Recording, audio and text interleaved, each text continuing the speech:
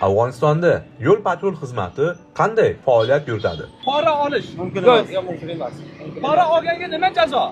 Qara olganga Maoshlaringiz hayotlaringizga yetadimi?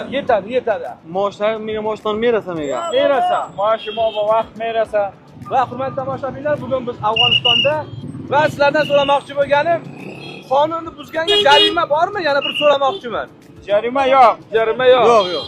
Taxalluf qiladi, uni vasoyatni tavaqquf beramiz mudiriyatga. Eritib 10 kun, 5 kun. Inspektorlar mashinani to'xtatib, hujjatlarni tekshirish huquqiga ega. Ular bu ishni chorrahada bajarayotgan jarayonni ta'sirga tushirdik. E'tiborimizni tortgan jihati, ular o'zbeklarga o'zbekcha, turkmanlarga turkmancha va boshqa tillarda bemalol murojaat qilishmoqda. Ha, mayli. Assalomu alaykum. O'zbekistondanmiz. Hujjatingiz demak bor ekanda, ha? Bu lisensingiz nima deysizlar endi buni? Lisens deysiz. Lisens deysiz. Hali texnologiyalar kirib kelmagan bir vaqtda inspektorlar harakatini qo'lda yengillashtirishda davom etmoqda. Ular kundalik shahar tirikligining ko'rinmas qahramonlari.